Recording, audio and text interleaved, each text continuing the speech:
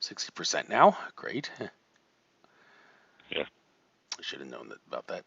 And all right, we are live. Tom Dongo, welcome to Nature of Reality Radio. Great to have you on the air. It is my third live show. Well, second actually, because I goofed last week. Didn't realize I have to press the live button twice, but I'm not making that mistake this time. So, listeners, I hope there's people out there. One little thing about the YouTube chat, I am going to be, as soon as I give you the chance to have the floor, I am going to be turning off the live chat on YouTube. I am asking my listeners to subscribe to throne.live to be able to chat on these live programs. It's about time I start monetizing my show, and while I'm not going to force listeners to have to subscribe to listen to my shows yet, I'm contemplating doing that for Patreon and then uploading the shows maybe a week or two after I upload them. But as of now, I'm not doing that. I'm only going to charge people for chat if they want to chat live. So that will be done in just a moment. So don't bother chatting in the YouTube box. It's not going to be up in a few seconds. And well, I also want to ask my listeners, please, for the sake of helping me monetize, because I can't monetize on YouTube anymore. It's been since Independence Day when I reapplied, and they still are saying we have a lot of work to do because the C virus shut down. Please bear with us. Well, that's just screwing with me. They're not going to help me monetize. I'm sure they're not going to let me do with ads anymore. So listen to Cost.tv. That's where my channel uploads will also be uploaded to YouTube. I will post the links in the YouTube video. By all means, listen to the video on YouTube for 15 seconds, please, just for the sake of giving me a YouTube view credit. And then listen to Cost.tv. YouTube is has shadow banned me before, and they may have very well done it with this video because I did not see a thing in my on my screen on my upcoming videos thing say which showed a set reminder tab for this, which I should have seen even though it was on my channel that I was doing this. I think I should have seen that, but there was nothing there. So I know YouTube will censor some things, and I've already had my interviews with Jim Willie and Jim Fetzer. The first interview I did with Jim Fetzer about 5 years ago, taken off YouTube for the most ridiculous reasons. So they're coming down hard on people now. So I've become a victim. So just yeah, it is what it is, and we just have to deal with it. And with that being said, I am now going to shut up and put myself on mute for you, Tom Dongo. Tom Dongo, please tell us your life story from a primary source perspective, what you experienced, what happened to you that causes you to do the stuff that you do and the stuff that you research and everything that you've witnessed from a nice primary source perspective. Keep it fun and educational. I'll put myself on mute now. You've got the floor. Okay, Andrew, thanks. Let's go until 6:30 your time. That'd be about an hour and a half. Well, actually, it's 6:18 right now. So you mean I see. Oh, my it's that far ahead. Okay. Well, let's make it an hour and a half. An hour and a half. So 7:45. Okay. Yeah, 7:45. Okay. Yeah. Because I was going to go to 15 if it was 2 hours. So an hour and yeah. hour and a half. Okay, fair enough. All right, go ahead. Yeah. So anyway, I lived in Sedona, Arizona, for 32 years. So I was there for all the really weird stuff.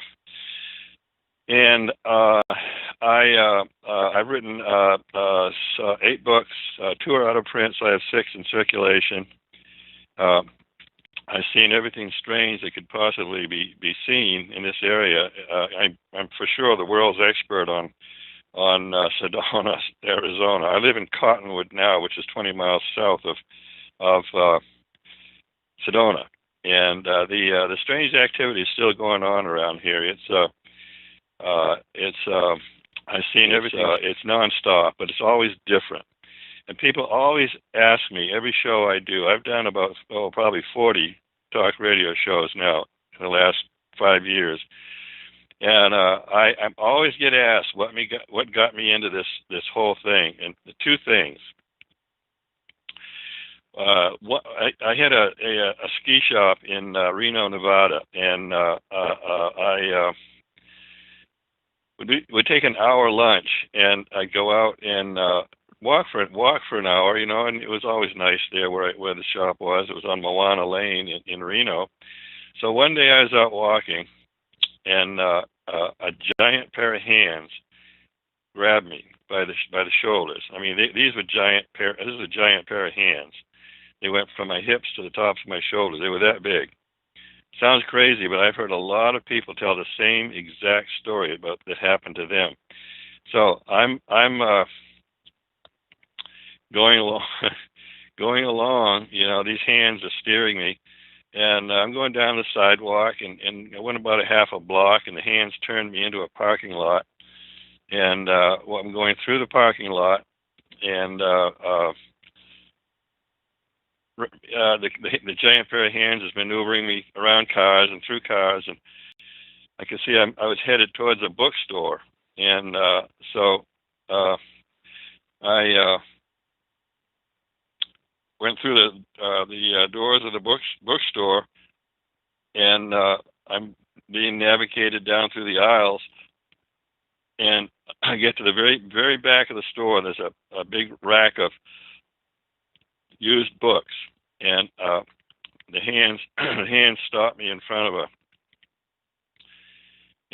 a book rack, and then bent me over, and I'm looking at a book at the bottom of the rack. It's Seth Speaks by Jane Roberts, and so I picked it up, and Seth Speaks by Jane Roberts. It's a channeled book, and Seth was an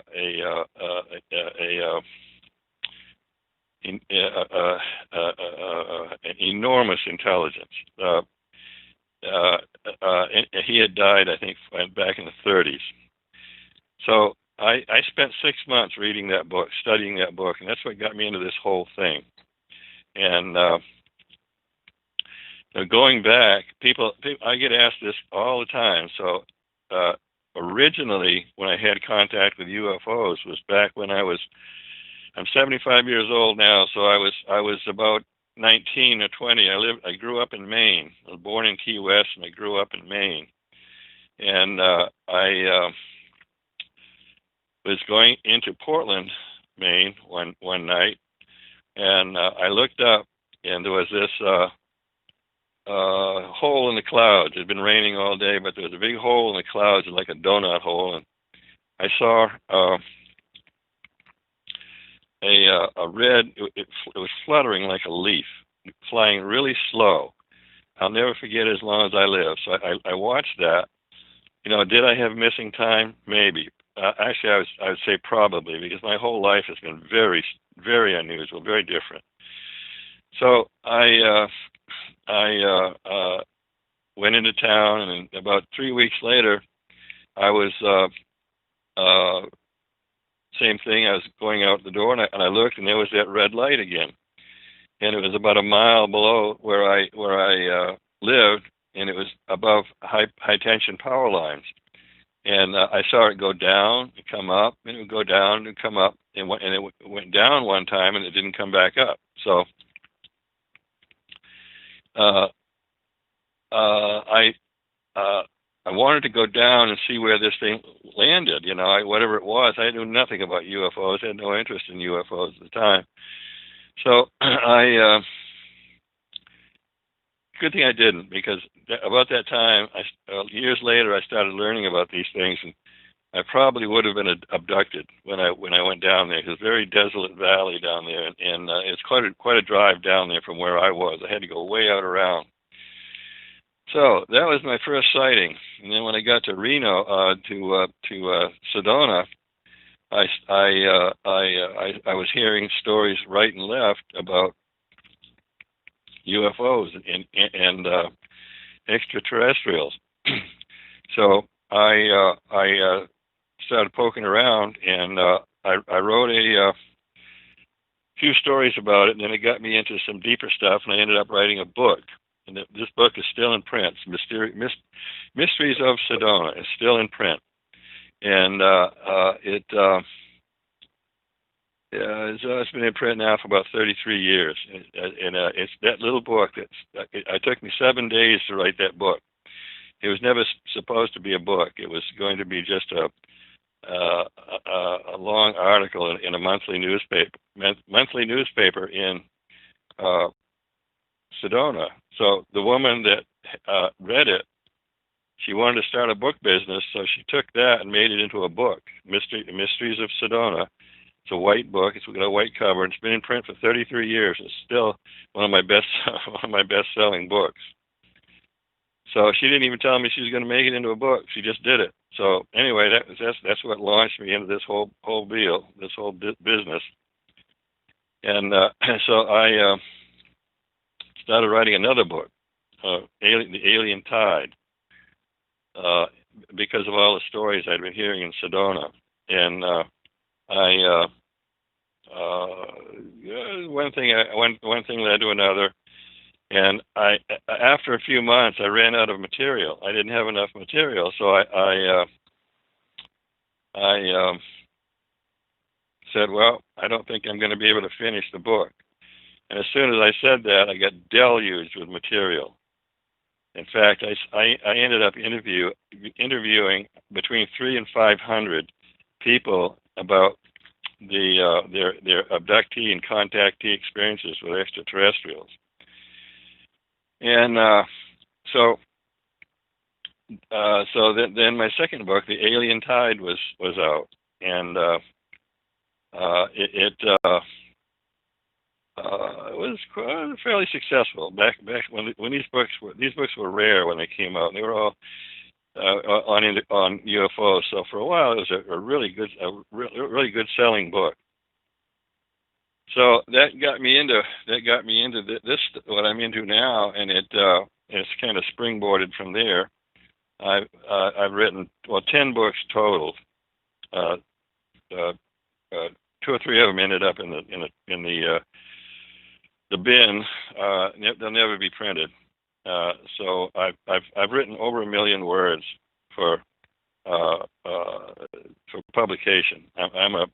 They say you're not a writer until you write 1 million words. Well, I've written 1 million words. So then after I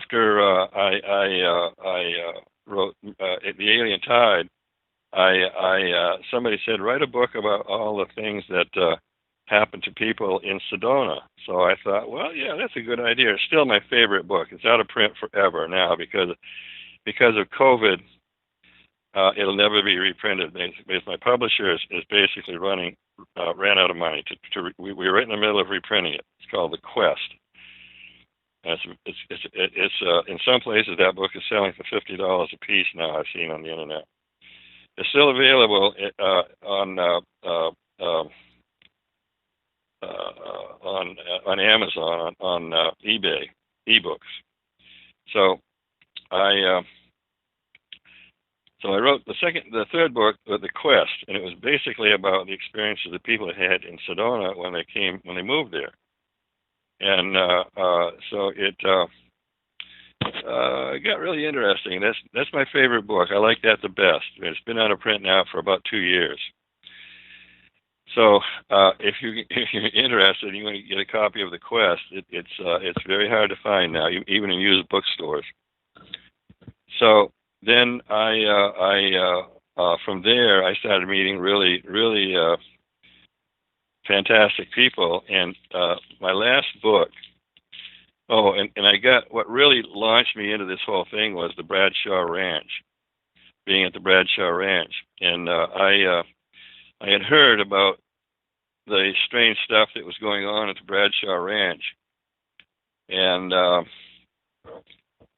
I was really desirable to go out there and see what was going on, and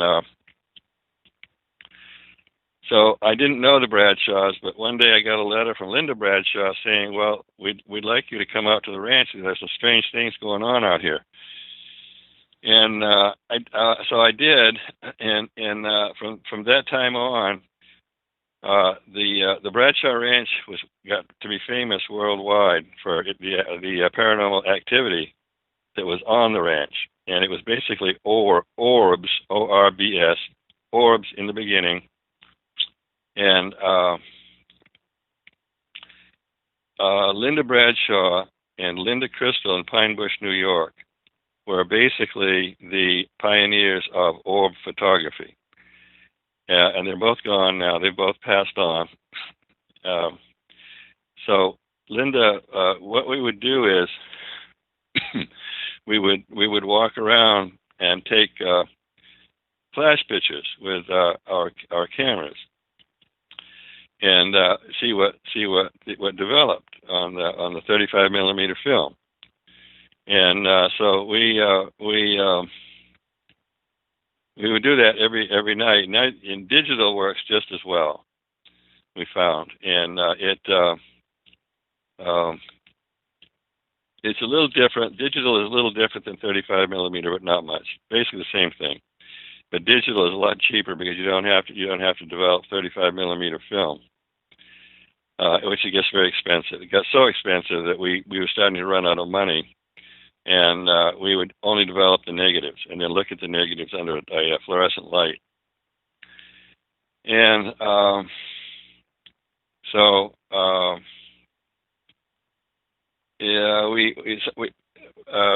we continued this. I ended up being on the Bradshaw Ranch for 5 years, and it was an incredible experience. In fact, we had camera crews from all over the world come out there. It got to be such a famous place, and now it's in ruins. The Bradshaw Ranch is in ruins. It's the government bought it, and they didn't do anything with it. And all the windows are smashed in, the doors are smashed in. Everything is it's a wreck. So I spent about 5 years on the Bradshaw Ranch, and Linda left. She went to Montana, and Bob couldn't afford to stay on the ranch anymore, so he went into town, and the Forest Service bought the ranch for $4.5 million.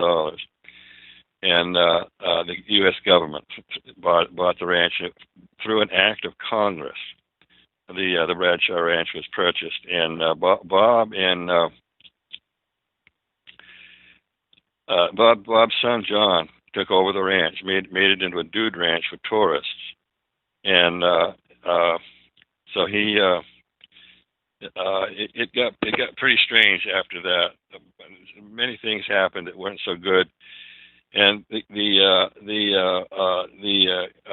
after that, John sold it to the U.S. government, and then the government leased it to the University of Northern Arizona. And the University of Northern Arizona is going to use the Bradshaw Ranch as a research facility for Native American plants. And they're doing that now. It's basically they started it and they stopped. They were going to bulldoze all the ranch houses down. I don't go out there very often. I've been out there. It was a year ago that I was out there last. So, it's in limbo right now. And Ancient Aliens wanted to do a show out there based on my first book, the white one, Mysteries of Sedona. And so they this dragged on for 6 months, one problem after another, and I was getting a little bit tired of the whole thing. And Ancient Aliens, I could tell, was too. So finally, we just scrapped the whole thing. I told them the ranch it's in ruins. So I mean, how are you going to film anything out there? So the activity continues out there, and it's nonstop. We had this was about a year ago now. If you read my books, my new one, Merging Dimensions, is about the Bradshaw Ranch. It's a new book. It's a upgrade of my original Merging Dimensions book. And it's doing quite well. So, Merging Dimensions. So there have been 3 books. Actually, my 2 Merging Dimensions editions, and my other book, Mysterious Sedona, with the 3 UFOs in the front. And then Linda Bradshaw wrote a book about the Bradshaw Ranch. So there actually been 4 books written about the Bradshaw Ranch, and we've had TV crews from all over the world out there. literally everywhere in the world. British, Japanese, German, Swiss, lots of Americans, Mexican, Spanish, Jaime Mason, and several others. So it's been quite an experience, and I wouldn't have missed it for anything. And the strangest thing, I'm skipping over a few things here, but the strangest thing that I ever came into contact with the Bradshaw Ranch was, if you read my books, you can tell it was an incredible experience, and none of what I've written about is a hoax, or it's all true. I can prove everything I write about. I can prove it. So the scariest thing that ever happened out there. People ask me this all the time. What was the scariest thing that ever happened out there? I rarely do presentations in front of an audience, but I did 2 weeks ago at the Wapila conference in Sedona. I talked about remote viewing. So anyway, Linda Bradshaw and I were it was about 9 o'clock at night, and we were taking flash photography like we usually do, and the ranch had 7 dogs. If a dog wandered onto the ranch, they would just keep the dog, and he would. They would just keep the dogs anyways, and the dogs. It was beach sand. The ocean has come and gone 7 times in Sedona, so there was beach sand in front of the ranch house, and the dogs would. In the summer, they dig into the sand to be cool, and in the winter, they dig into the sand to be warmer. So Linda and I we were alone that night. I'm trying to remember because there've been so many people out there. But we heard a sound. We heard a kind of a growling grunt sound, and this is the sort of thing that went on the Bradshaw Ranch constantly. I've said many times, back between about 1985 and 1994, you could see something around Sedona that would change your life forever. Every day, any day. So we were out there, and we heard this growling sound to the north of the ranch, and it was getting closer. We were trying to decide whether it was a javelina, a mountain lion, or what. You know, Linda and I were both totally familiar of everything that happened in the desert, and so it kept getting closer. We were being a little bit concerned. We didn't know what it was.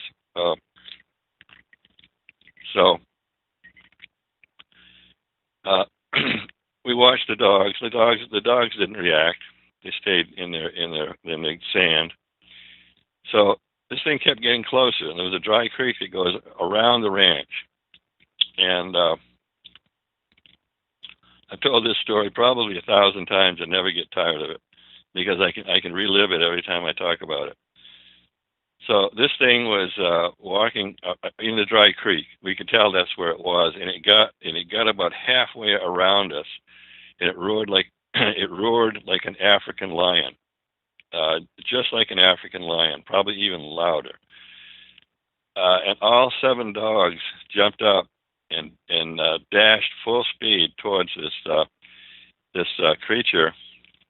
Whatever it was big. It probably weighed over 1,000 pounds. We figured. So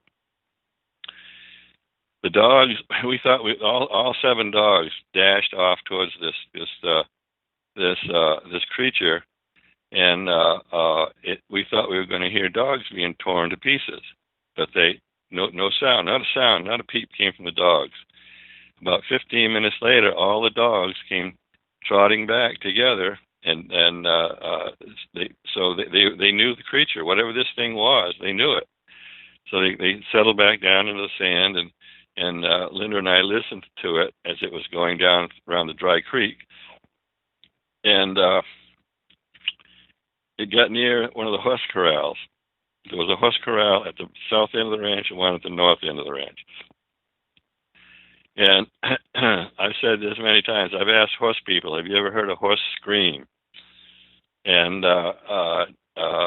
you know, and they say, no, I never have. Well, a screaming horse sounds like a woman being murdered. And it's a hair-raising experience to hear. I think there were 7 horses. There were 4 in the north corral and 3 in the south.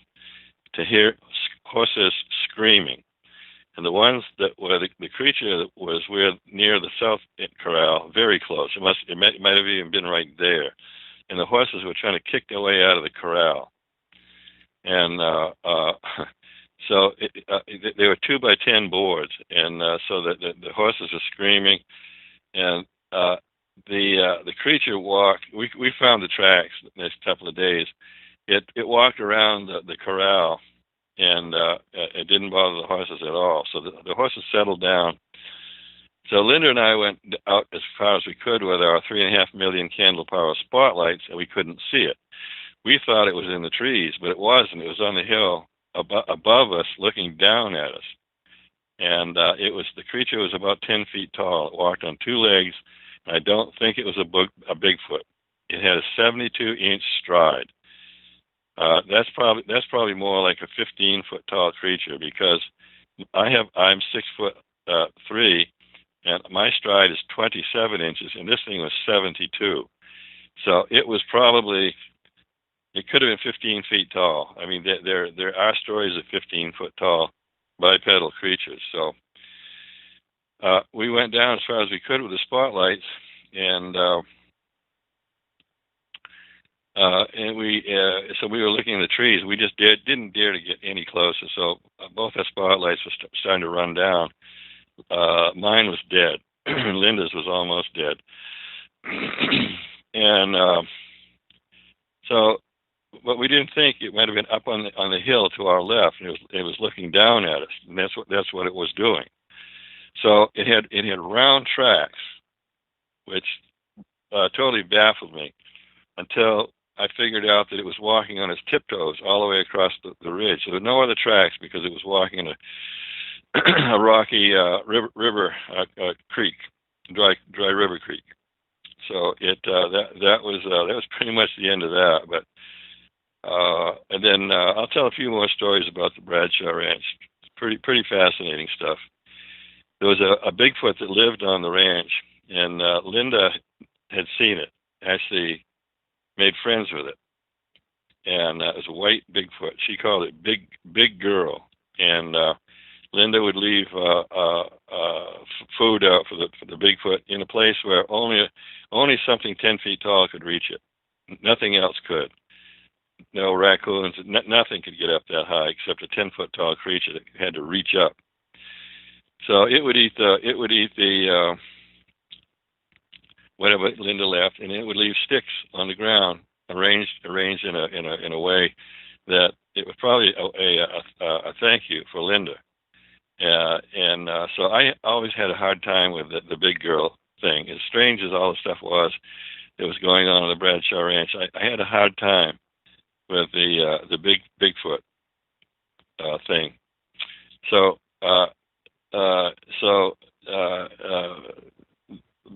on the Bradshaw Ranch was an old West town, and it was a movie set for Elvis Presley, John Wayne, all the big Maureen O'Hara, all the big movie stars had been there back in the 40s and 50s, early 50s. So 40 full-length motion pictures filmed in the area of the Bradshaw Ranch.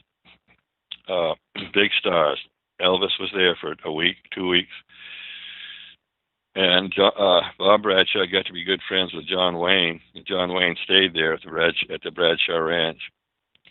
I have a funny story about John Wayne. Those guys all drank a lot back in those days, and they told John Wayne that they had a woman waiting for him in a cabin way off in the canyons, and John Wayne figured it was a trick. and he brought his 45s and loaded them. And when he got to the cabin, he kicked the door in and just started blasting away with his 45s. You know, they only have blanks, but those things are cannons with blanks in them. So that was a big joke. Scared the hell out of the guys in the cabin. There was no woman, of course. So anyway, Bigfoot. The big girl. We were in the Old West town, and big feet have a habit. When they want to communicate with other big feet or a human, they'll pick up a stick and slam it up against a tree 3 times. So Linda and I, there was nobody anywhere near the ranch. There's no way to get to the ranch from there unless you went through brutal country that was full of cat's claw. Cat's claw is bushes with cat's claws all over it. You can't walk through it. You can't cut your way through it. When the cowboys would ride a horse through it, they'd call it a comeback plant because you get hooked on it and you had to come back. So Linda and I were walking out of from the old ranch, and we heard something picked up a 2x4 and slammed it up against one of the buildings. And after that, I was a believer about Bigfoot because there were no other humans anywhere near us. So the ranch hands on the Bradshaw Ranch thought we were crazy. They really thought we were nuts. So they were going to, and I wasn't too crazy about these ranch hands because they thought we were lunatics. They really did. They thought we were bona fide lunatics.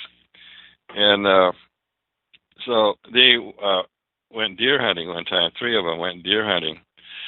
And of course, naturally, they didn't believe about Big Girl, and so Linda said it was a nice day. It was about 2 o'clock in the afternoon, and they took their guns and disappeared on the ranch. She saw them going off. And about 10 or 15 minutes later, Linda said there was a blood-curdling scream from Big Girl. And big feet do not like guns. They absolutely do not like guns. So about 10 minutes later, these 3 guys come back running the 100-yard dash and threw the guns in the corner of the living room. And when they were running out, they were yelling, "We believe, we believe, we believe." They saw a Big Girl. So that's the kind of stuff that went on at the Bradshaw Ranch. And the UFO, been lots of all kinds of UFO activity, ships. I've been let's see, Bradshaw Ranch. That's probably at any rate in 5 years we had film crews from everywhere, and we didn't have a whole lot of money. All of our money was spent on.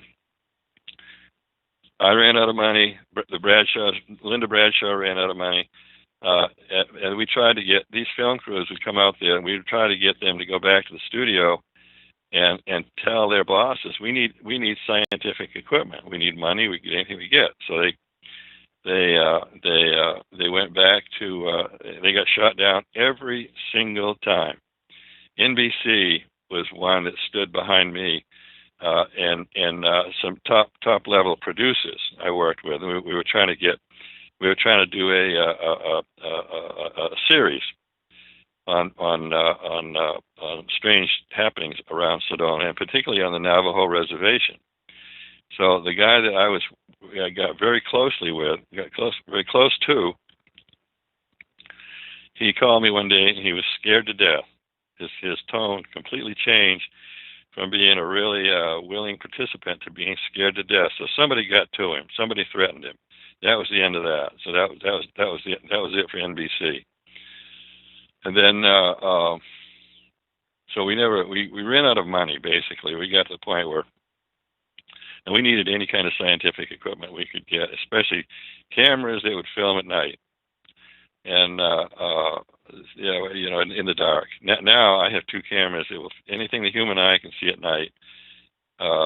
They'll film. Whatever the human eye can see, these cameras will film it perfectly. They're Sony cameras. So anyway, during this time I did UFO tours for 23 years, out in that area, very close to Bradshaw Ranch, and I've seen probably 400 UFOs.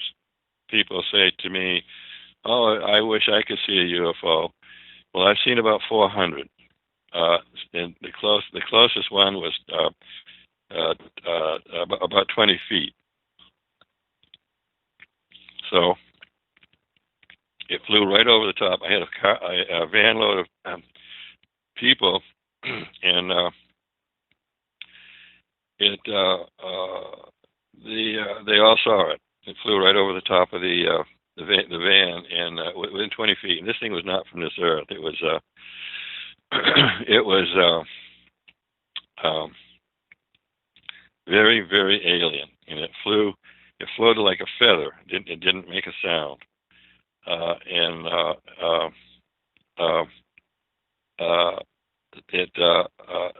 anyway, the whole family saw it, and it was orange, completely orange, and so anyway, it flew. It cleared the top of the van by about 30 feet, and we had all of the camera equipment put away, of course, so we couldn't. We didn't get any. I got some stills of it, and it flew almost to the town of Cottonwood, where I live now, and it turned white, like flare white, and it went straight up about 2,000 feet, then came back down and landed in the trees. And you could see it going down into the trees, and then we waited, but it didn't come up. But probably what happened was it flew off, very low to the ground, and so there are probably five bases here in this area, underground bases, and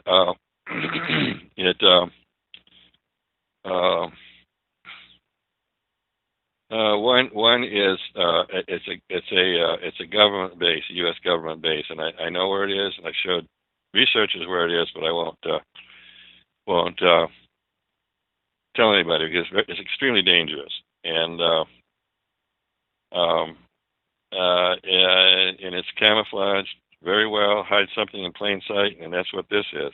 You would never know it was an underground base installation.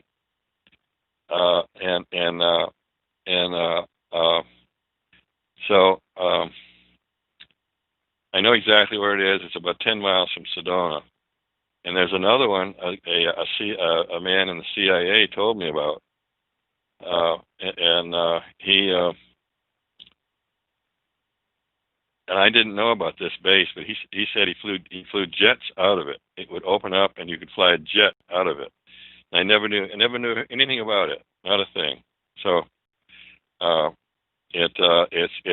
know where it is. I don't know exactly where it is, but I know where it is, pretty much. And so this sort of thing goes on around here. It's a very strange place, and there are at least two of these bases that are alien, because police have gotten into them. They've actually gotten down into these bases, and they've been in one case they were both U.S. military. They came out. The military came out of these police were in the tunnel, and the military came to them, and they said, "You guys aren't supposed to be here. You don't just go back the way you came and forget what you saw, and leave and just forget about it." Well, of course, they didn't. They told. At the time, there were about 10 researchers in this area, and they told them, and they told me. So I know where the police were walking out in the desert looking for UFO stuff, and they came upon a open manhole cover, and so they went down in there, and the tunnel went a ways, then branched in three different directions. And they said that the tunnel was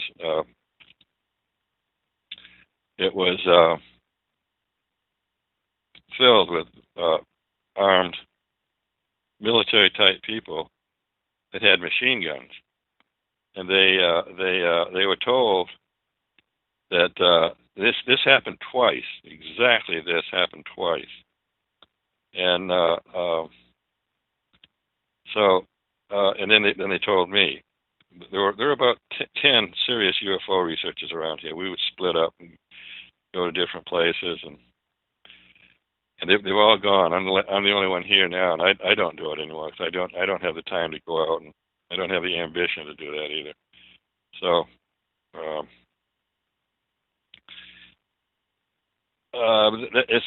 it's still going on. I have a pretty good idea where these underground installations are, but they've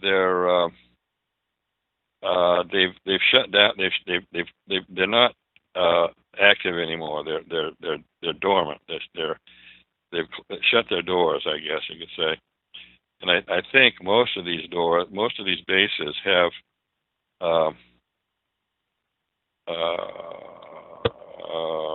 holographic doors.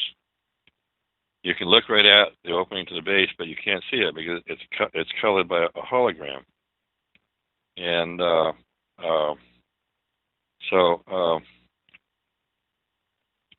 and there are at least 5 that I know of.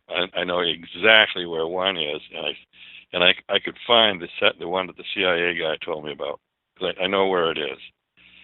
And there's a tunnel system here that runs from Area 51 to Las Vegas to the Navajo Army Depot near Flagstaff, and then down to here in the Cottonwood area. Cottonwood area, and so the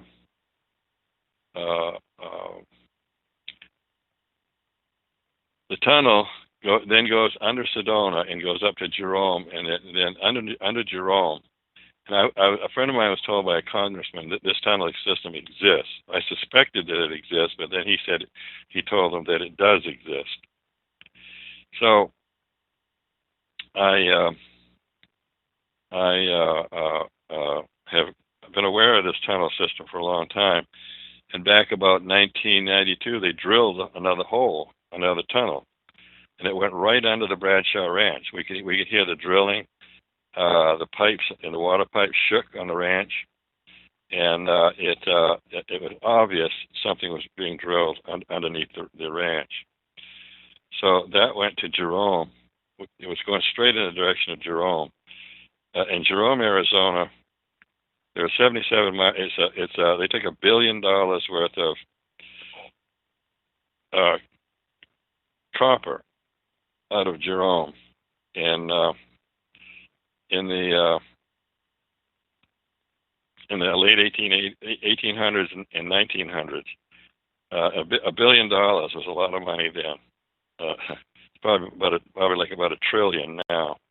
But at any rate, there are 77 miles of probably dry tunnels under Jerome, and so anything could be under Jerome, Arizona, and it's high up. It's at about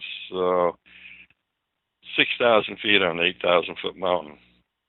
So from that point, the tunnels were drilled straight west. Another tunnel was drilled straight west from Jerome, and there's probably tunnels running everywhere in North America. There are probably tunnels running everywhere, and I've been told that some of these tunnels you can go almost at the speed of light. They're so fast. I guess they're maglev tunnels, and that you can go from Los Angeles to New York in an hour. I've been told.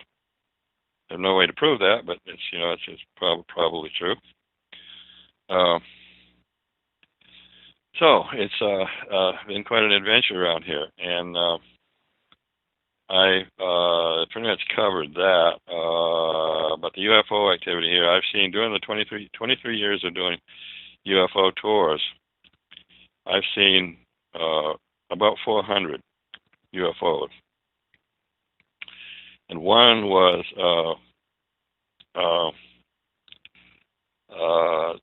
we were there were 6 of us out one night, and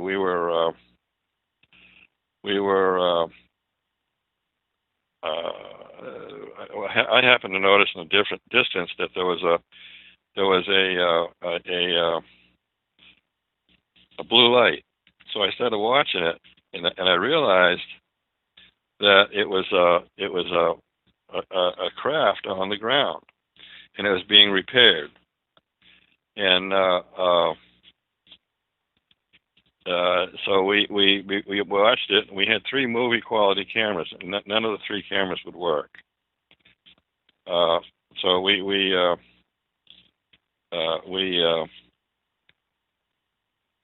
watched it for about a half an hour or so, and my friend who had a car is a Subaru with high ground clearance. It could go on pretty rough roads, back roads, and so he went down there. He said, "Well, I'm going to go down there." And we got a pretty good look at this thing. It had lights flying around it, like people were holding lights, and this thing was being repaired. And so he got down there, and we could see his headlights getting closer to it. High beams were almost on this craft, and so his new girlfriend, he was basically doing this to impress his girlfriend, and he got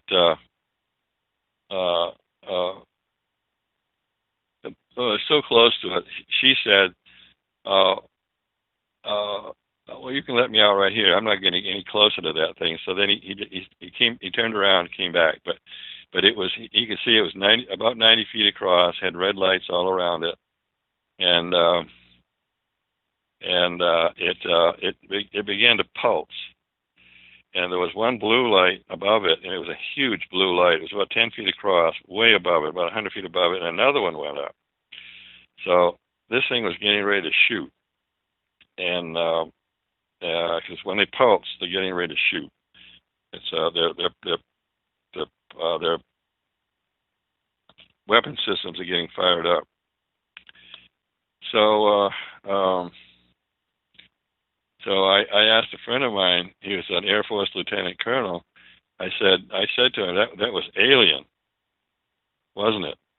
And he said, absolutely. If it was one of ours, it would have had attack helicopters all around it, and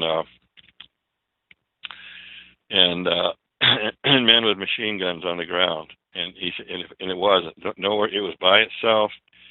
We watched it for 2 hours, then we had to go, and it was still there. They were repairing something at 5 o'clock on the ship,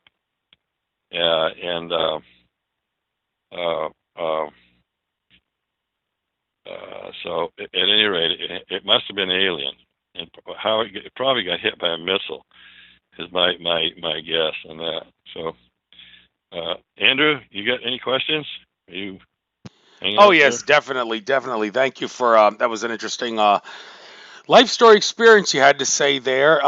Just a couple of things I want to point out. It's great to see that there's people that are listening live and some people in the chat. Although I'm glad to see you guys there, but in all honesty, it kind of surprises me to see you because I did think I turned the live chat off in order to require people to have to go to the throne.live thing because trying to monetize from the chat, but well, folks, you by all means continue chatting. I'll try to join in, but I don't understand how this is possible. But it's good to see there are some listeners. I thought there wasn't going to be much an audience because the thing wasn't visible, but there's people here, and there seems to be a few people, 3 likes so far, so people seem to be liking what they're hearing. Sorry, there's 1 dislike so far. Don't know what his or her problem is, but as far as questions go, yeah, that conference that you were at in Sedona, that Drama Council contact Tolik was leading. Wish I could have gone to that. Right. I've gone to a couple of his Yeah. conferences, but I was not able to make this one. I will have Tolek on as a guest this Friday for about an hour to talk about, among other things, the fact that his video where he talked about an alien invasion being staged and shown to the world to scare us all because the virus thing doesn't seem to be working too well anymore. That video actually got kicked off YouTube. He did appear with Alfred Weber. He didn't appear on YouTube with Alfred Weber, though. I guess they figured it wasn't worth it to do it on YouTube. They did another program to talk about that. Tolek has never had a video kicked off the air. I mean, a lot of his predictions have not come true. It's not his fault. It's only because his contacts are giving what they see from other timelines that we're not on, and that's the only reason. But for that to be kicked off was kind of disturbing. Now, first of all, the specific presentation that you or talk that you gave in Sedona, what was the main subject matters of that? Okay, what I'm doing now is. And Tolek is we're going to be, well, he's arranging it, I guess. But I'm a natural remote viewer. I have a fantastic natural remote viewing ability, and I'm going to start teaching it. And Tolek is putting it together. So we're kind of partners in this thing. So I've been saying for 10 years that I'm going to teach remote viewing, and now I'm going to do it because I've talked to millions and millions of people about this now on different shows, and it's like having you see with your physical eyes, but with remote viewing, I can look at something with my remote viewing eyes, and it the remote viewing, all remote viewing is, and it's this simple. I have friends that are government remote viewers. And they really like my technique. In fact, one guy, he's a government-trained remote viewer, and he trained his 10-year-old son with my technique, and he said his son had a 100% hit rate using my technique, which is phenomenal. That's even better than me. So I'm going to start teaching remote viewing, and it's not hard. I mean, these people that teach it, they charge $2,000. On my YouTube timeline, about 15 posts back, I gave it away free.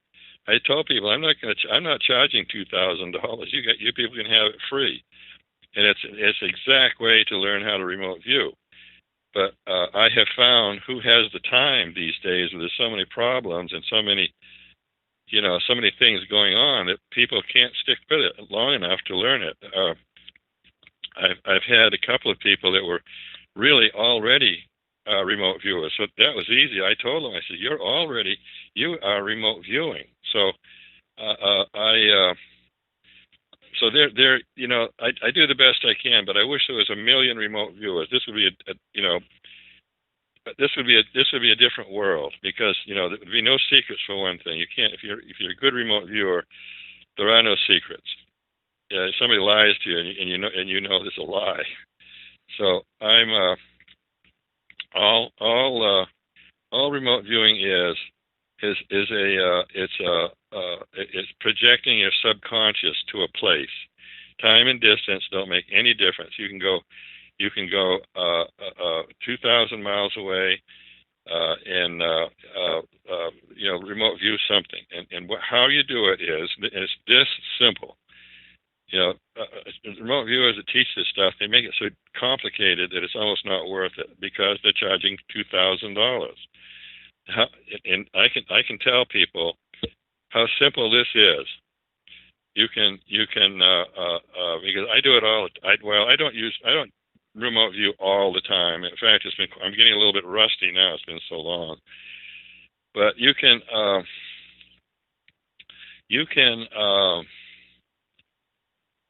well, I tell people what to do is if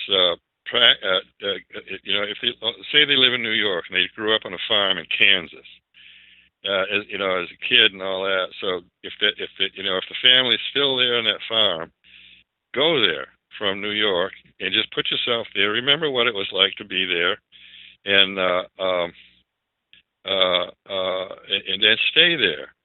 Is it raining? Is it snowing? Is it hot? Is it cold?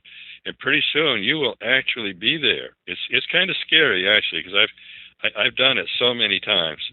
I know what it's like, and it's kind of opaque. It's not really, you know, you'll feel like a ghost. You'll and animals can see you when you're around. An animal can see you, and they'll follow you like a dog. I've had dogs follow me. They could see me, but my body was here, and I was, 1,000 miles away. Cats and dogs can see you, and so I got into this whole thing, and I'm really trying to make it, as much of a big deal as I can. The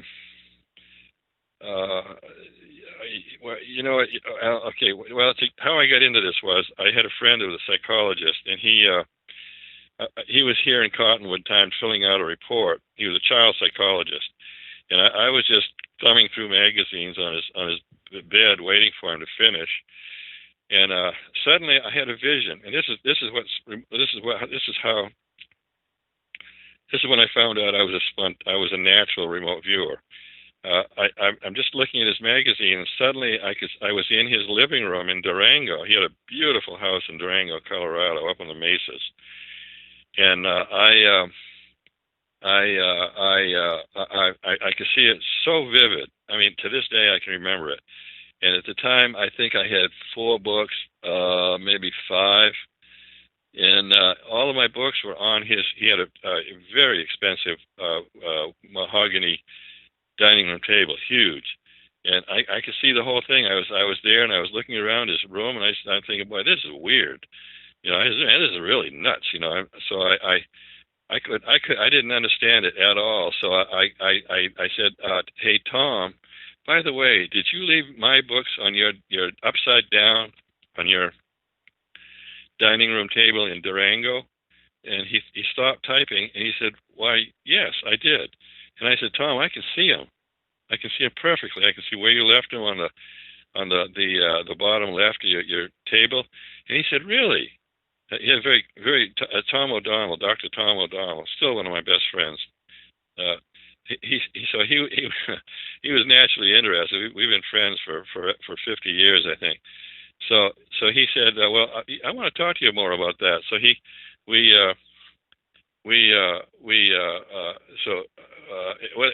so what happened was the next 6 months, he was so fascinated with what I can do. He tested me for 6 months. He lived in Durango, and I was in Sedona. It was 350 miles apart in a straight line. And we would arrange meetings, and he'd put stuff. In fact, I can go to the house right now. I'm there. I can see it. But he would put stuff. Boy, they've really changed the inside of that. But if he put something in the sun, he would arrange things. If they were in the sun, I could see them.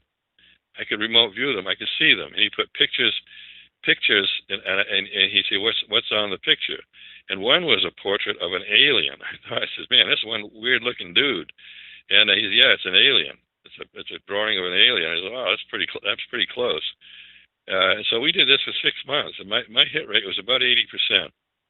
And I talk about this often, and I want people to be remote viewers.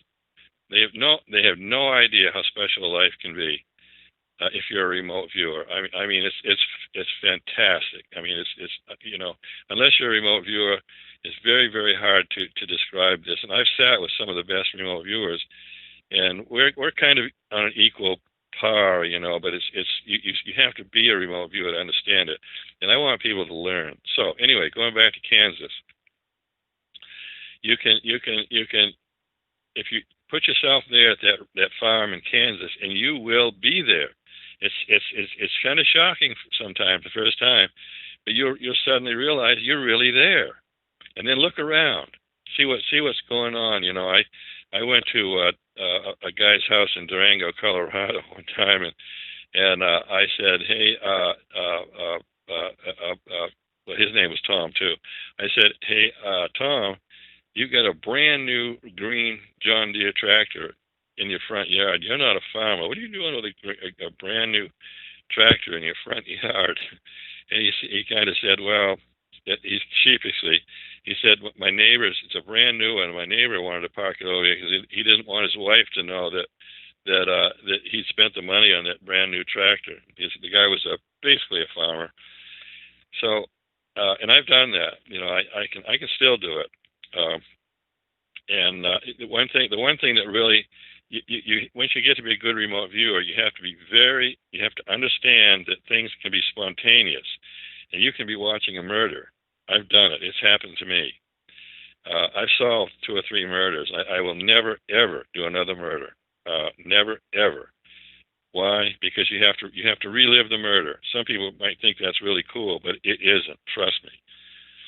So anyway, if you go on my Facebook page, go about 15 back, and it says how to remote view. It's free. It's yours. I mean, I'm not charging anything. You read that, study it, and do it. You will become a remote viewer. Unfortunately, you know the way Americans are. They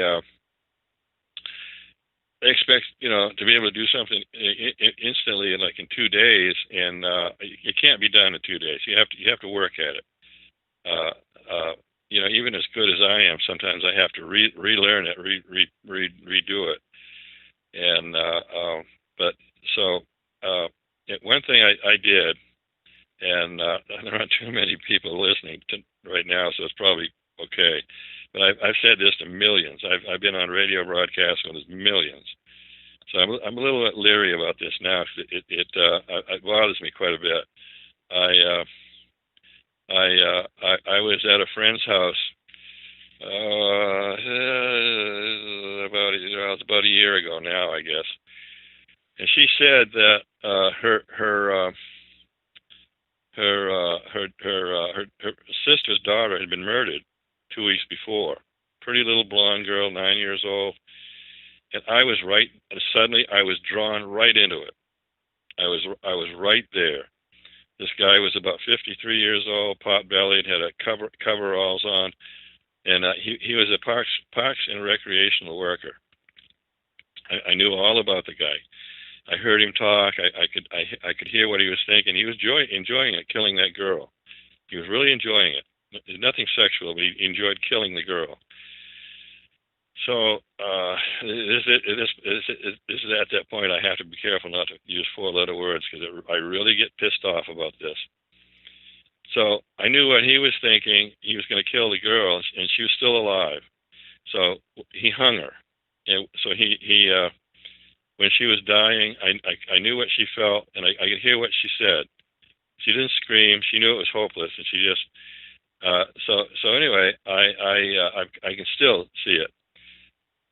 So anyway, I had to get out of that vision, and I cried for 2 days about this, because I couldn't break away from it. And the little girl was so cute, little 9-year-old blonde girl, so cute. And the 3rd day, I said, I'm going to destroy that son of a bitch. So I went. I said, I'm going to get him. I didn't know what I could do, but so I found him within minutes. It was easy. He was a parks and recreational worker, and he worked around playgrounds. Overweight, pot-belly, had a pretty low rent, sleazy apartment, and I crippled him. And so I heard a voice that said, "Don't kill him. You'll pay for it." So I left. I left, and how did I do that? I was thinking, and so. A great psychic told me once that you were a powerful warlock once. Warlock. And warlocks are killers, basically. And I remember under hypnosis, I worked with one of the world's greatest healers. She would have a week. We'd do weekends. I would have a day, and she'd have a day. But she hypnotized all of us. And I remember killing a whole village of people, about 100 people. Bodies were everywhere. Smoke was everywhere. It was so clear, and I enjoyed the killing. I won't do anything that will hurt a person now. I won't even use. I can see into a human body like an X-ray machine, and I rarely even use that. I've done it on hundreds of people, even medical doctors, because I don't want to hurt somebody. That doesn't bother most people, but it does me. So it's probably from this thing back then, the village. So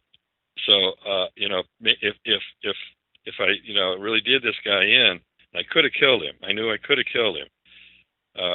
Was I a warlock again? Did I reactivate warlock powers? This bothers me a lot. And I was told by a friend recently that you're not the only one. I can give you names of people that are doing this right now, regularly, destroying murderers, people that are killing children. And I said, really, you're not, So at any rate, I wasn't crazy. I mean, it was something I probably really did. And I think the guy, I can go back and take a look at the guy. He's not going to kill any more kids. I did something to him. So anyway, so remote viewing, I would, it's not hard. It just takes practice. And a lot of people have a lot of time on their hands these days, so it just takes practice. Just go to my Tom Dongo, my Facebook timeline. Go back about 15. It's how to remote view, and it's free. It's yours. I gave it away. Anybody can read it, and if you read it and understand it, you will learn how to be a remote viewer, and you won't have no idea how incredible life will be when you get to be a good remote viewer. So that's pretty much that. So, Andrew, you still there? Yes. Thank you. Remote viewing is a fascinating thing. It's a misnomer of sorts because it's not remote. We're all one. There's space and time illusions, and it's not really viewing. It's perception through consciousness. But the name has stuck, and it works.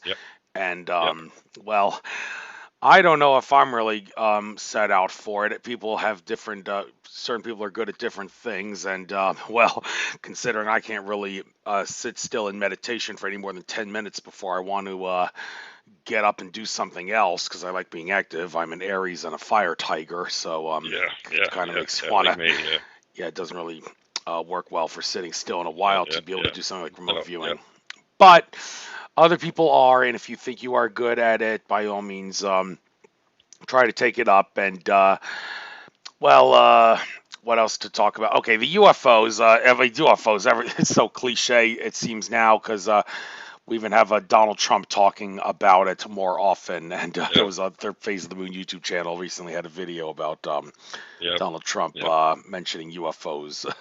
And, in regards to, this idea that we may see some UFOs in the sky in the near future because of the idea of a staged alien invasion, does it seem so ridiculous to think that they could actually try that without the common people realizing that it's a hoax? Or are the common people still so lost in a trance that they would fall for it like they fell for Orson Welles' War of the Worlds radio broadcast many years ago? Any opinion on that? I don't. What you said is exactly what I think. It might work, it might not. I mean, there's so many people that know that they might try to stage with holograms, and boy, I'll tell you what, these holograms now that they've got are so real. If you saw that video of a dragon flying around a football stadium that was a hologram, I mean, I couldn't, and it landed on the scoreboard. You couldn't tell, and it was, it was a projection. It was a hologram. If they can do that, they can stage, a hell of an alien invasion. How many people would believe it? That's the scary part.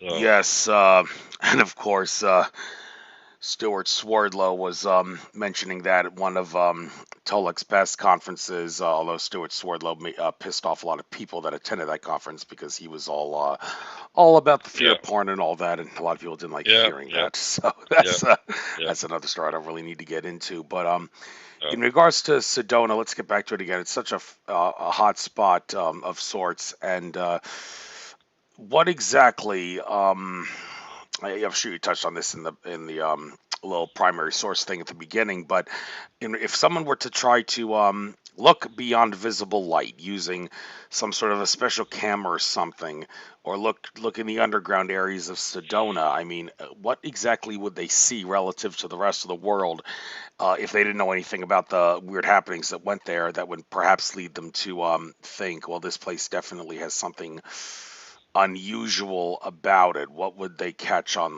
the radar in regards to like looking beyond visible light? If they had the technology to do that, would they see something different? And if so, what would they see?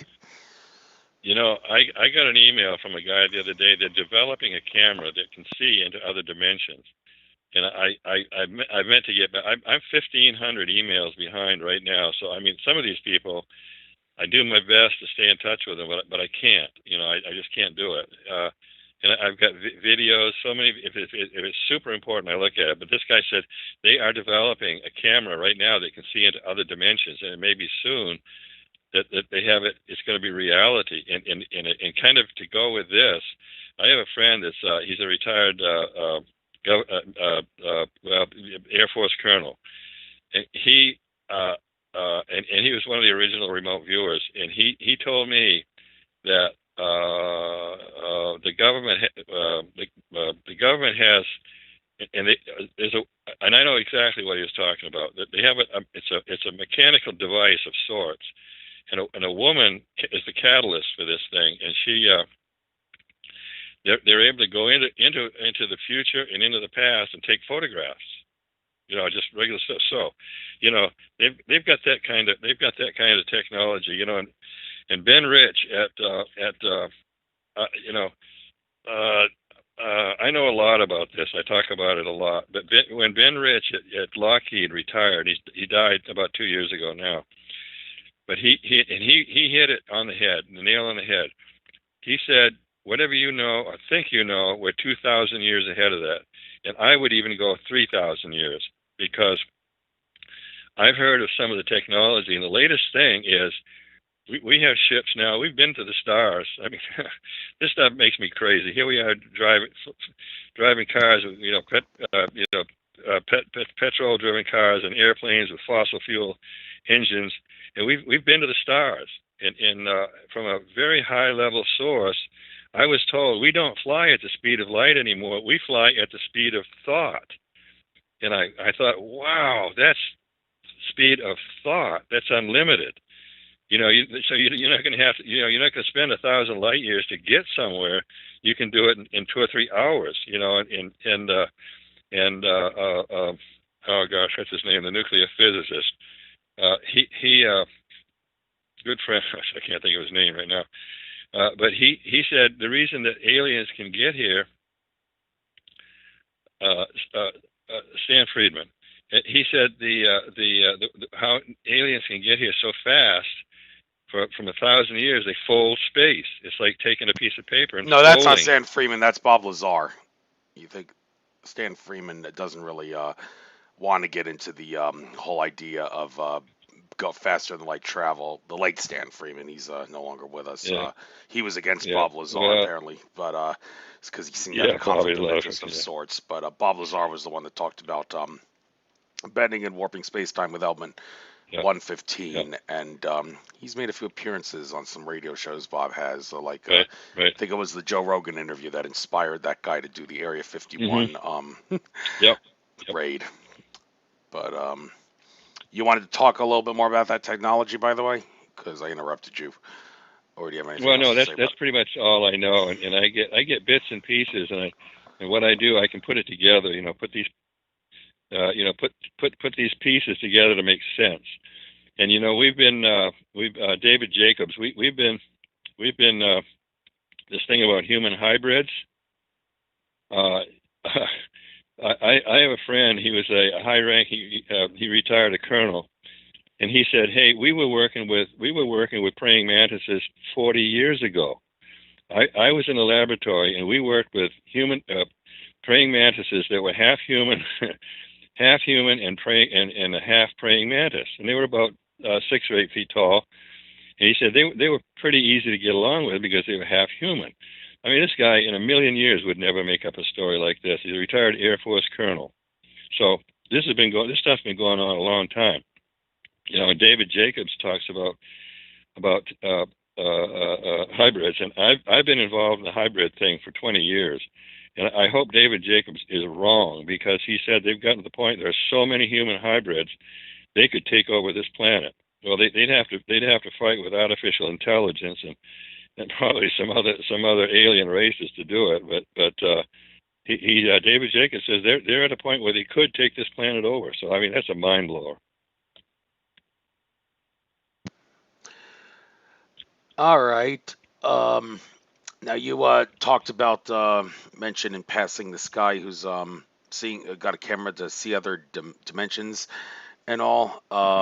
Also a book you've written called Merging Dimensions. Well, Yeah. all the dimensions are here at once, as the metaphysical experts assert. It's just that because our state of consciousness has been suppressed by the Saturn moon matrix or whatever it is that suppresses sure. it, we can't perceive everything else. No.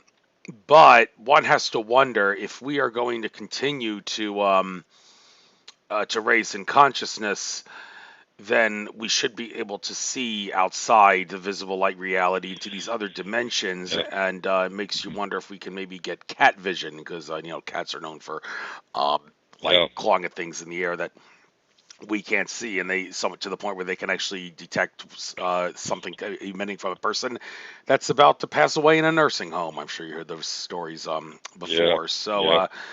In regard, I wanted to ask you, getting back to remote viewing, one would think that when you're remote viewing, because you're tapping into the fact that everything exists all at once in space and time are illusions, one would expect that you're not going to perceive something as it exists in this physical world, because visible light, the electromagnetic spectrum, is just 0.0005% of everything that is, and the visible light is even less than that. So when you're remote viewing, what exactly enables during the remote viewing thing for you to be able to stay within the confines of the visible light reality, so you can perceive something that you want to perceive in visible light without all the other stuff that's out there that we can't see, hear, or detect with the five senses? How does learning how to become a remote viewer prevent you from interacting with all that other stuff? If you get what I'm trying to say here. That's a really good question. I got an email from a friend of mine. He's another colonel. I know a lot of retired colonels, but he sent me this thing that Len Buchanan, he's still one of the best remote viewers in the government. He said, remote influencing. Yeah, I'll get to that in a minute. But he wrote this thing. It blew my mind. He said, we can remote view into the future, but we change the future every time we remote view into the future. And I said, man, that is a mind blower. I mean, it's like a bull in a china shop, and your horns knock some of the china off the shelves. He said, you've got to be very, very careful. You don't mess with anything in the future. Go into the future and then come back. Look and see what you need, but don't touch anything. So I thought that was, the way he worded it was a mind blower.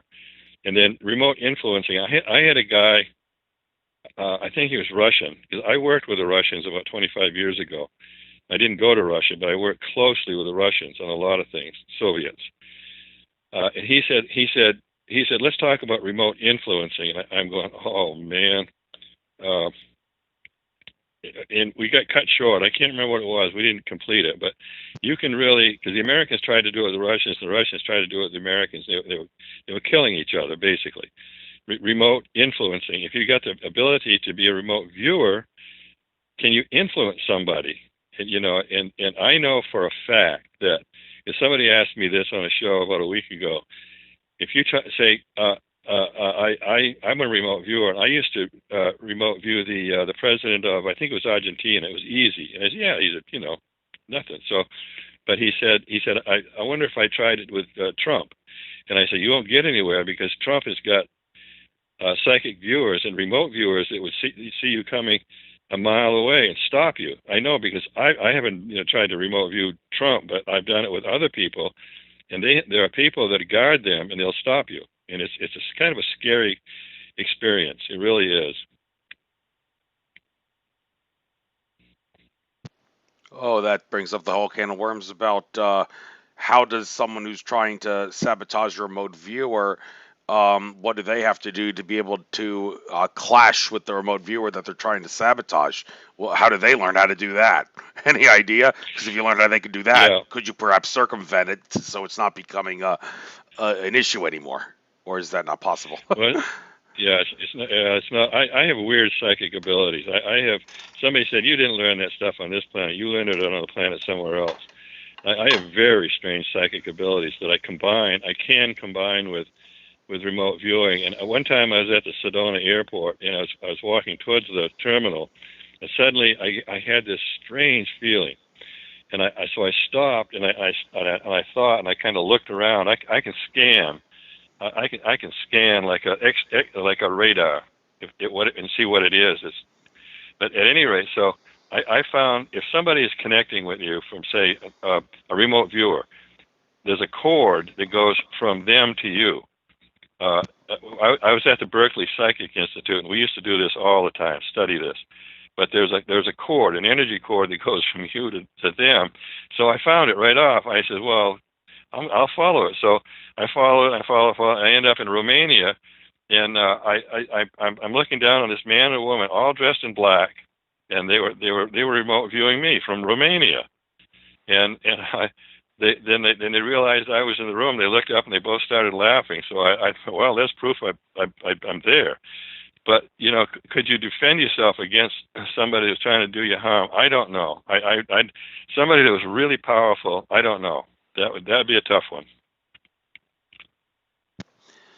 All right, fair enough. One more thing you have on your About Me section on your website, saying you're a medical intuitive.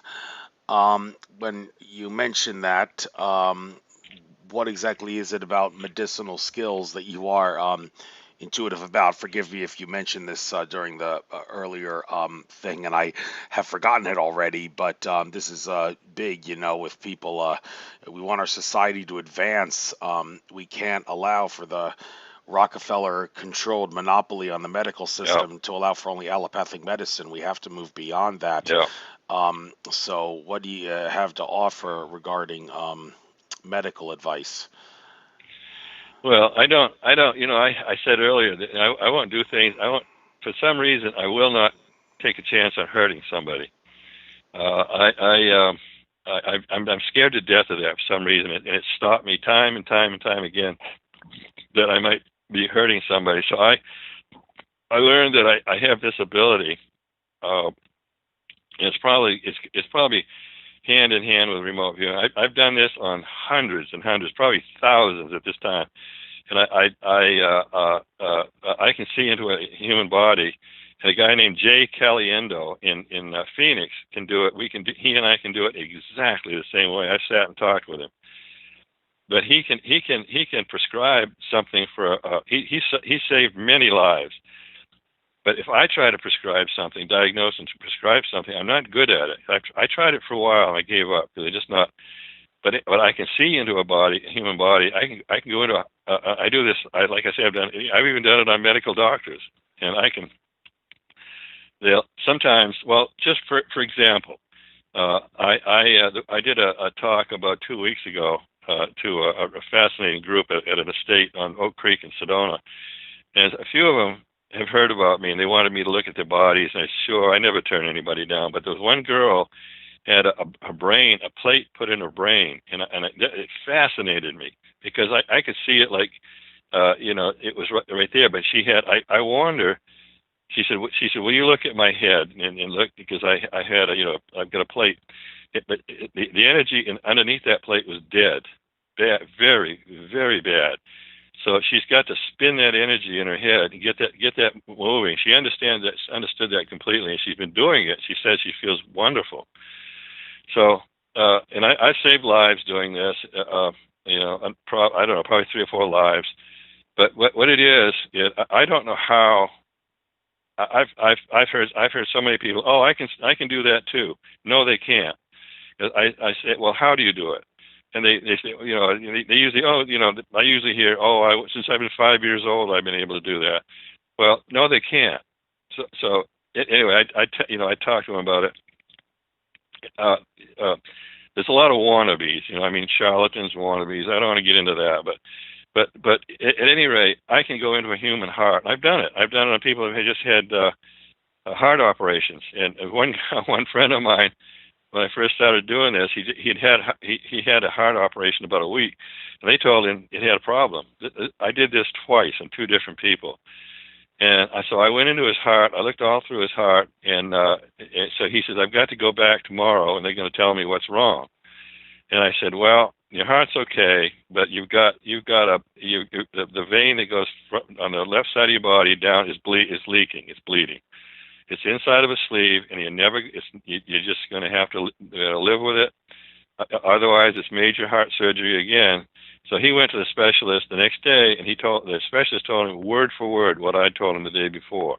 And another friend of mine said, he had heart trouble his whole life. So his wife at the time asked me to come over and look at him because he was going to go to a specialist the next day. So I just took one glance at him. Sometimes I can see this at a glance. Looked at his heart, and I said, Bob, there's nothing wrong with your heart. It just won't shift from low speed to high speed. That's all that's wrong with it, and I don't know what makes it that way. But your heart will not jump from low speed to high speed. So he went to the specialist the next day. The specialist told him word for word what I told him. And he's been on some kind of weird medicine for the last 20 years, but I can go all through a human body, and I don't see the blood anymore. That's the strange thing about it. So it's real fun. Thank you.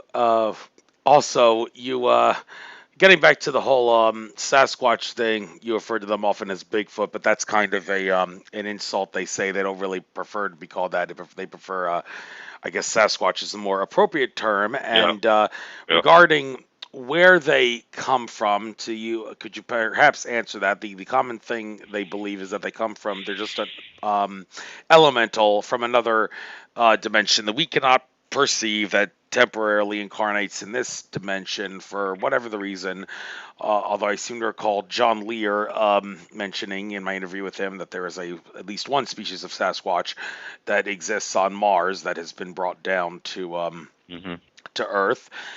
And in regards to how you can you interact with a Sasquatch physically, if they're an elemental being, if they've incarnated in this reality.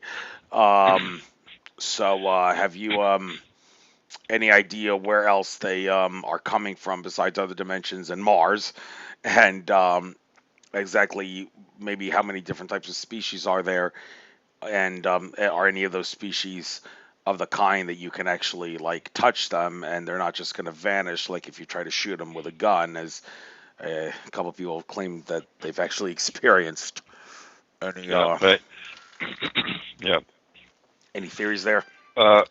Yeah, well, I've been studying Bigfoot since I was 16 years old. That's when I got into it first, long before I got into UFOs. So we could literally talk for the next 3 hours on Bigfoot.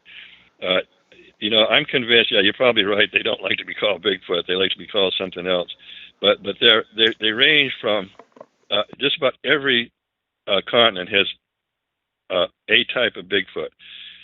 We have the 10-foot ones that weigh 600, 800 pounds, but there are different ones like and I think they're interdimensional because I have found that I have followed the tracks. They start, they go 100 yards or 100 feet, and then disappear. So that means they're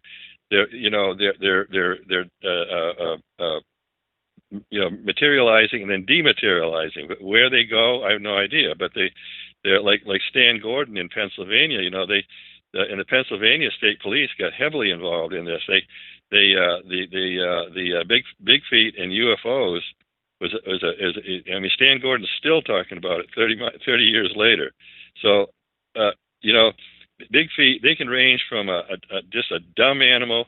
I interviewed a family that had a family of big feet on their ranch in Oklahoma, and they said these big feet can speak English. We give them books and they read them, and then they critique the books. So I don't, the whole thing is it's kind of a conundrum.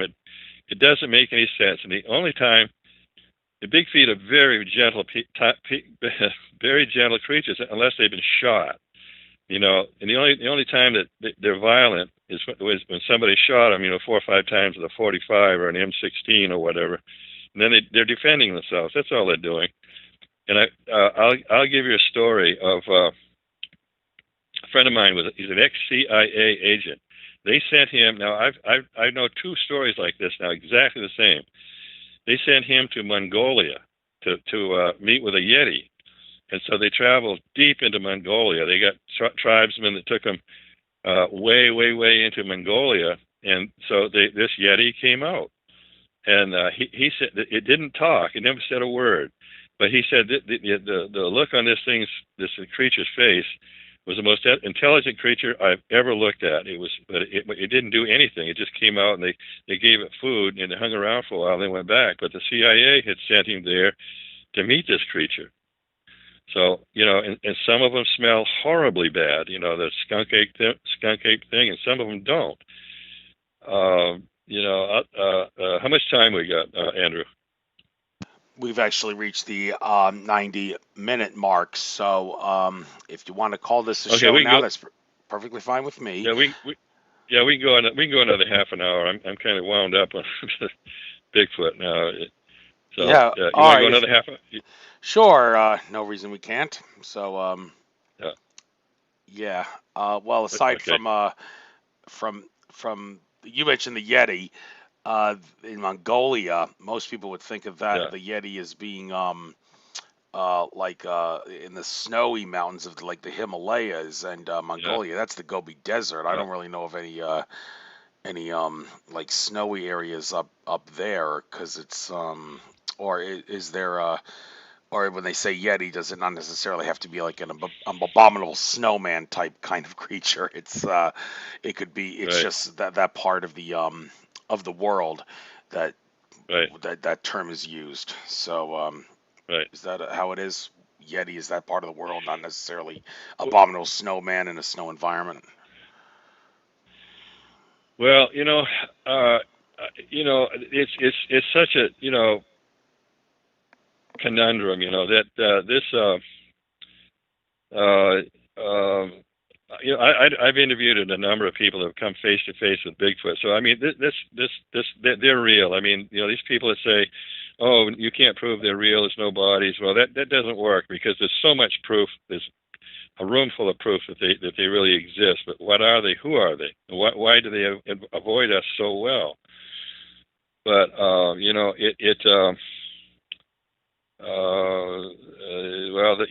the Yetis. It seems like every continent has a different type of giant hairy creature. Yetis, or they have different names for them in every continent, but they seem to be everywhere. I'm not sure about England. Okay, now you want to talk about something that's really wild. And I got into this big time with a show a couple of weeks ago. Dogmen, DOG, dogmen, and Bigfoot. And they don't get along. And dogmen are absolutely real. They're werewolves, and evidently a Bigfoot will kill a dogman if they have to, because there's evidence of that. So it's a real strange thing. And I have said there's 2 things in this. I hunt them on their turf. I go where these things are. I'm too old for that now, but when I was younger, I did. And when I wanted to find out, I'd go, even alone, I'd go on their turf. But I was going to say, there's 2 things that I am afraid of. I call it it's an awful evil in dogmen. I would not want to meet a dogman at night. Just absolutely not. So those are the 2 things I'm afraid of. And what is an awful evil? As far as I'm concerned, a devil and Satan don't exist. That's a creation of religion. But the awful evil does. I've been able to remote view it, and it is awful beyond anything I can describe. I've been face to face, close to these. I call it an awful evil. And this thing is, I don't know where it comes from, what it is. Is it living? Is it something else? But it's an awful thing, and I would not want to encounter, this awful evil. Well, it's like the Amityville house in Amityville, New York. That was one case of the awful evil. I remote viewed that and went down in the basement of the basement of the Amityville house, and I got to the place where this awful evil came out, and it was so horrifying. I couldn't go any further. I had to back off and leave. So, those are the two things that but I would love to run into a Bigfoot. I would love to. And I've interviewed so many people that have had Bigfoot encounters, and most of the time it was very, very pleasant. And by the same token, would you be willing to believe that Loch Ness Monster, sea serpent type creatures are basically in the same category as Bigfoot, Sasquatch in regards to being interdimensional beings that are coming into our reality? That could certainly explain why people have scanned Loch Ness and found absolutely nothing on the radar of a big plesiosaur-like thing down there. So I guess the only explanation is it's coming from another dimension temporarily, so you're not going to be able to find it if you try to scan for it. Anything to say about that phenomenon? Yeah, I think there's a parallel Earth, just like the one we're on, that's so close that we're experiencing some of the things that are on that planet, and it's going back and forth. And I think there are dimensional things. I've researched this so much. There's so much evidence, and they're dimensional. Like on the Bradshaw Ranch, there was a portal. It's world famous now. That portal on the Bradshaw Ranch. It's been everywhere, and it was about 20 feet across, 20 feet in diameter, and it was about 20 feet off the ground. But things would come out of that, and sometimes we felt like we were in the middle of Times Square. All these things were moving around us, and Linda Bradshaw could sense them. She was much better at it than I was, but so probably things from other dimensions are maybe by accident, just temporarily appearing. In our dimension, and then going back. When I was on the Bradshaw Ranch, I had this thing with ancient aliens. I talked about it earlier.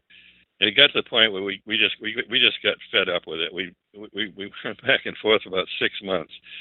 But they were going to do a show on the Bradshaw Ranch over something that happened with Linda and I and another woman, very famous woman. We were one night we were just doing our thing, and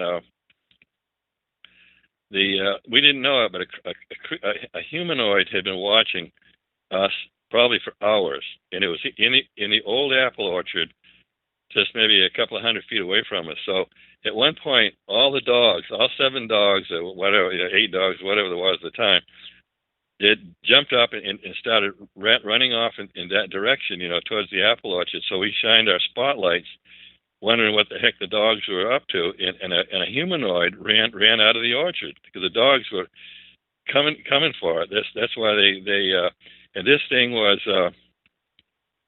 it was a human-like creature, and it was about 5'6", and it was all brown. Skin was brown, dark brown. Clothes. It had clothes on like we have, shoes like we have, and it was all dark brown. It was all completely, and it would not turn towards its face towards us.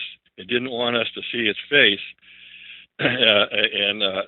so it ran diagonally away from us, and the dogs were catching up with it fast. So unfortunately something distracted us, and we moved the spotlight just for a split second, and it disappeared. It just popped. It was gone.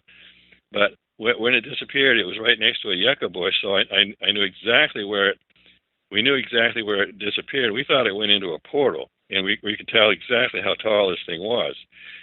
So the next day, we went out there, and there were only dog tracks. This thing did not touch the ground. It ran above the ground, and so there's plenty of dog tracks around because it's like beach sand on the Bradshaw Ranch.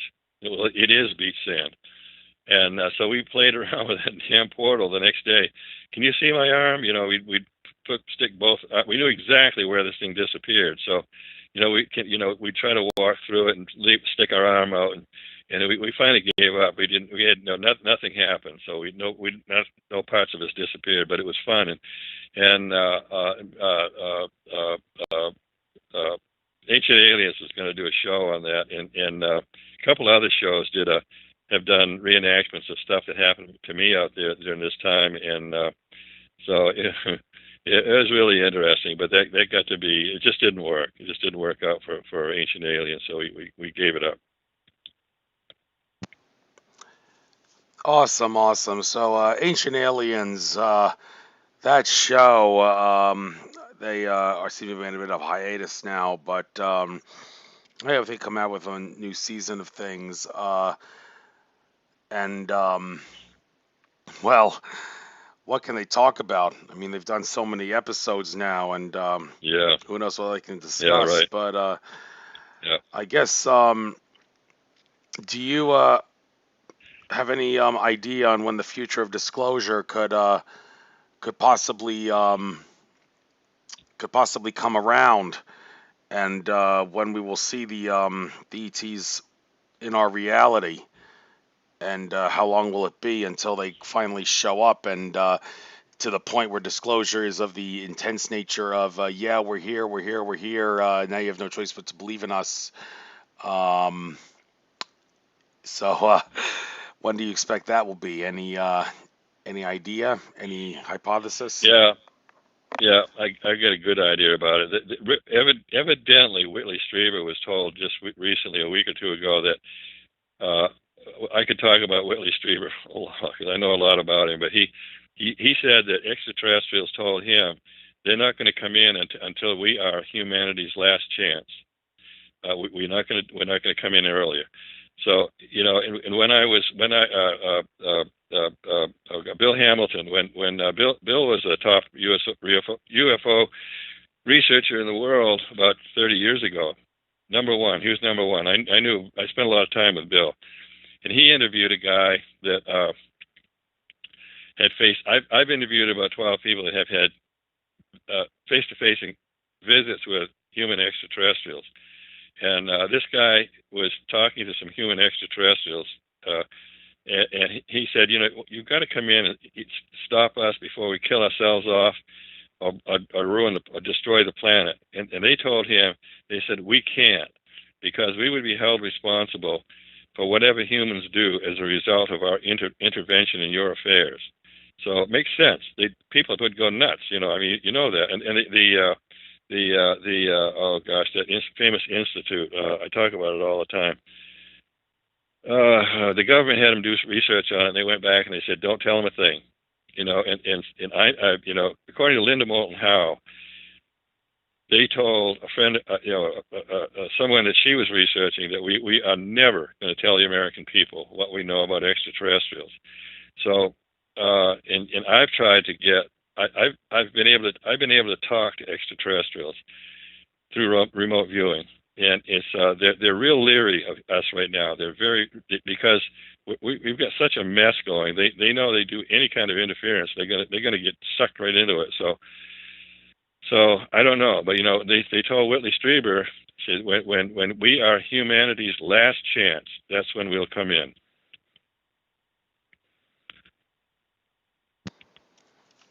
All right. Well, hope sooner rather than later.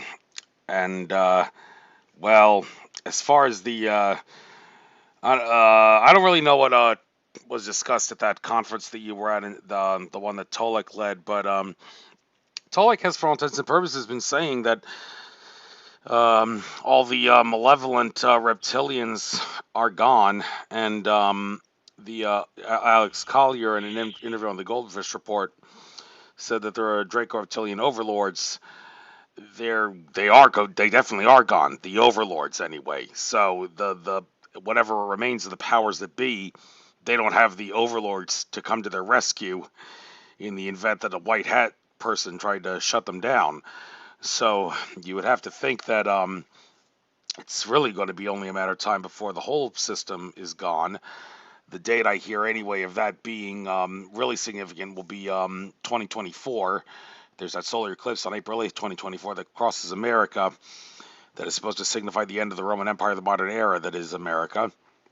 And Brad Johnson, the Channels of Dronus, has been saying that that's going to be the end of all Illuminati influence over the world. So, but then again, does that mean that with the bad guys gone, will the human race, now that it's not having its free will interfered with, are they going to be able to actually put Humpty Dumpty back together again and repair the damage that was caused and be able to get into great levels of humanity to the point where we can get rid of oil and all the things that are making us have to be hungry and enslaved in jobs and be able to quit all that, or humans are going to be so apathetic and couch potato like that when all that stuff does come out, people are going to be like, oh, I don't have to work hard anymore because everything's provided for me. I mean, how can we be sure that the human race isn't going to do that? Any, it's not pessimistic, but that's a fair question. Anything to say about that? Oh, geez. Well, we'll be here all night.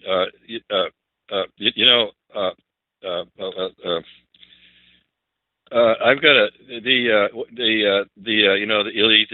I only do what I can. I get into what I can prove to myself. Other people's stuff, I stay out of it. I'll listen to it and kind of think about it. But if I can't prove it to myself one way or other, I don't get into it. I take note of it, but I don't get into it. But I've got it right here. Somebody sent this to me about the Rockefellers and the Rothschilds.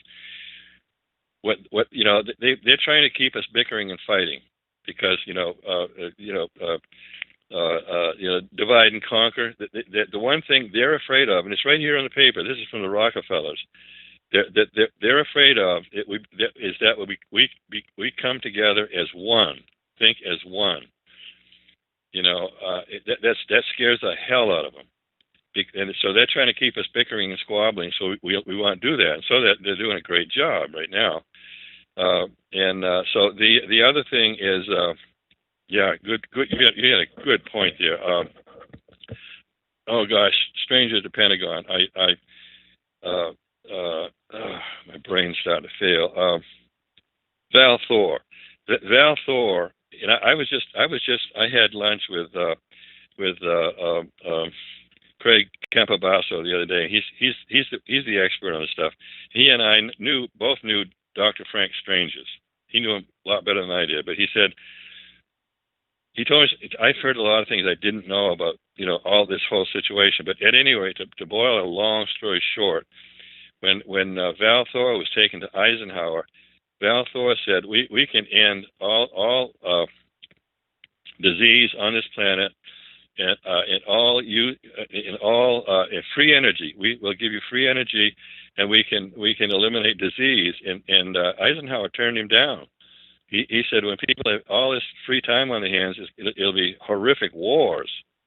And I meant to ask Craig if he knew what the deal was with that, but he said we will end hunger.